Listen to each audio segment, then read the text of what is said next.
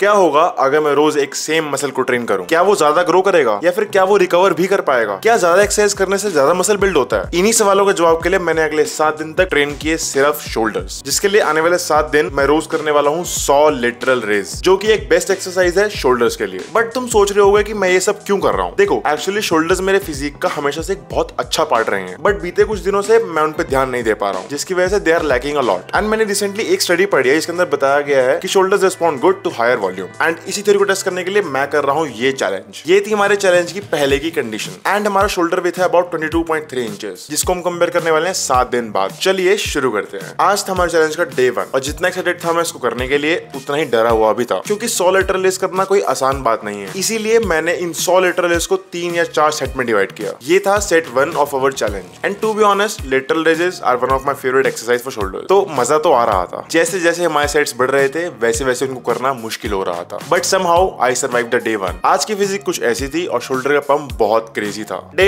2 मुझे लगा था पिछले दिन इतनी चीर-फाड़ करने की वजह से मेरे शोल्डर्स बहुत सोर होंगे, बट ऐसा बिल्कुल भी नहीं था। मेरे शोल्डर्स बिल्कुल भी सोर नहीं थे and I was surprised. May be delayed soreness होगा, but we still continued with our sets. Last set तक आते आते शोल्डर्स पूरे बर्न हो जाते हैं, बट मैंने फिर भी अपनी पूरी फॉर्म मेंटेन करने का ट्राई किया। ये था डे 2 का फिजिक अपडेट। डे 3 आज शोल्डर्स ने अपनी औकात दिखा दी। जिसका डर था ना वही हुआ। शोल्डर बहुत ज्यादा सोर थे, बट चैलेंज लिया तो करना पड़ेगा, क्या कर सकते हैं। तो आज हमने धीरे धीरे ही सही, चाहे बेकार फॉर्म के साथ, अपने सेट्स कंप्लीट करे। Last set was brutal as always. Day 3 की कंडीशन कुछ ऐसी थी और आज शोल्डर्स थोड़े ज्यादा रसीले थे। जैसे जैसे दिन प्रोग्रेस हो रहे हैं, एक्सरसाइज भी इजी लगने लगी है। रोज जिम जाके सेम चीज करना बोरिंग साउंड करती है, बट यही है असली बॉडी बिल्डिंग। डे 4 आज का दिन भी बाकी दिनों की तरह ही था। फिलहाल शोल्डर्स में सोरनेस तो नहीं थी, but I knew it will come back. इस चैलेंज से एक बात तो क्लियर हो गई है कि प्रोग्रेसिव ओवरलोड एक्चुअली वर्क्स, क्योंकि रोज हमारी फॉर्म थोड़ी बेटर और एक्सरसाइज इजी होती जा रही थी। सेट्स खत्म करके टाइम था इस नल्ली सी बॉडी को फ्लेक्स करने का। डे 5 सेम चीज दिखा दिखा के पकाऊंगा नहीं, तो जल्दी से इसको फास्ट फॉरवर्ड करते हैं। आज के सेट्स देख लो और आज की फिजिक अपडेट ये रही। डे 6 अब बचे हैं सिर्फ 2 दिन हमारे इस चैलेंज को, एंड जितना खुश मैं इसको पूरा करने में था,